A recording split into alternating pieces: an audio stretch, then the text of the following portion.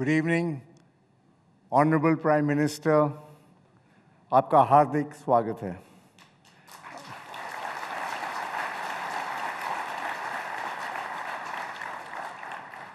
आप 7वीं बार कॉन्क्लेव में आए हैं, इसके लिए मैं आपका बहुत आभारी हूं.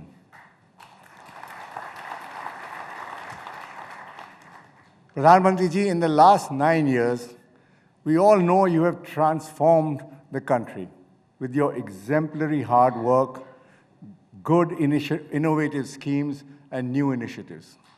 Your global outreach has been unprecedented. So a lot is known about your life. So, honored guests, I would like to mention just 2 aspects about the Prime Minister which I have observed.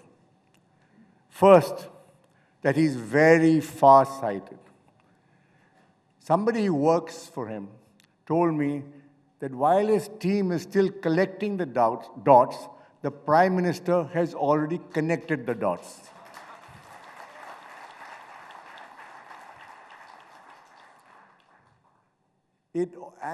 And they only figure it out much later when the whole picture emerges.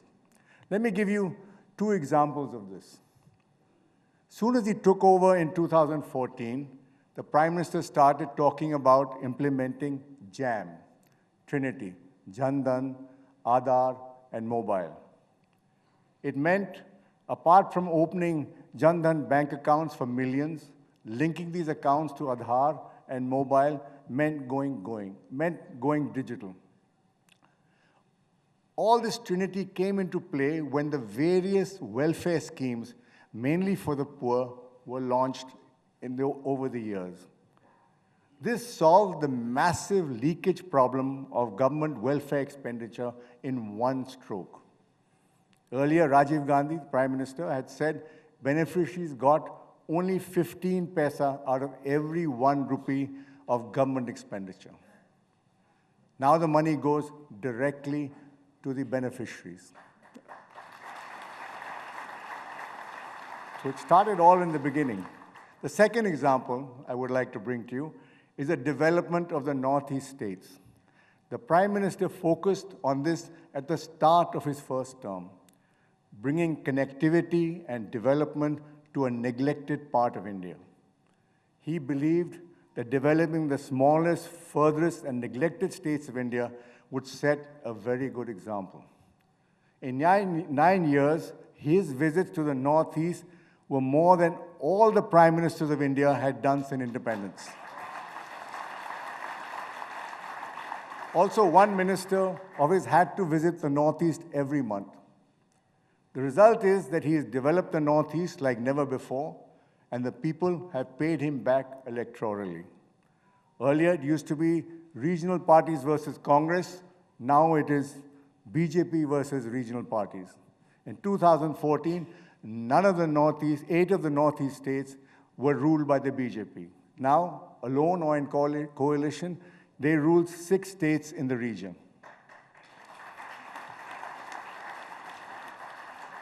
The other major aspect of the Prime Minister, which I find fascinating, is the much varied experiences he has had. These go beyond his official life. He's traveled all over India extensively on his own before he was Chief Minister or Prime Minister. He spent at least 1 night or more in every district of India, however remote they would have been. He spent talking and listening to them and seeing what their needs were. This is what you would call zameen se juda ho aadmi. I believe this is why he understands the needs and knows the pulse of this country so well.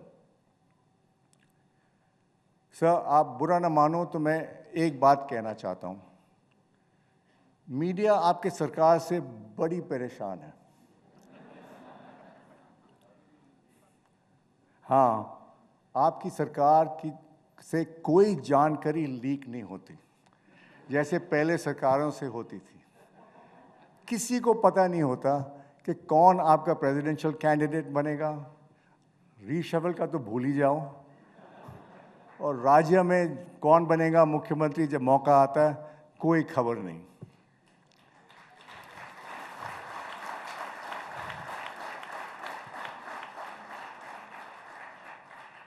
गुस्ताखी माफ। मैं ये भी सोचा शायद आपका इसका ये जवाब क्या देंगे।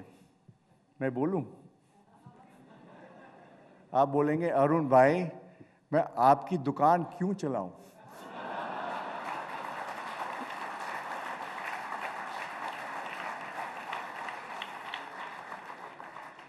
But jokes apart, but I do believe government and media should not be cozy. Sir, you came to the conclave in March 2013 as the Chief Minister of Gujarat.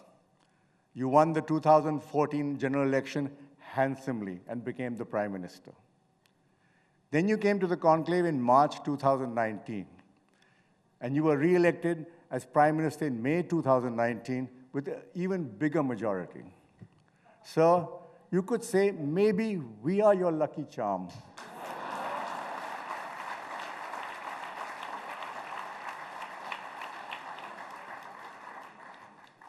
The next general election is due in May 2024. As I said, you're a far-sighted person.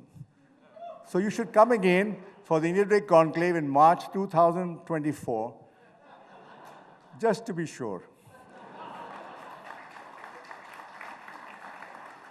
Pradhan Mantri ji, this conclave is about the India moment. You are the man of the moment. May I request you to deliver your speech. Dhanyavad.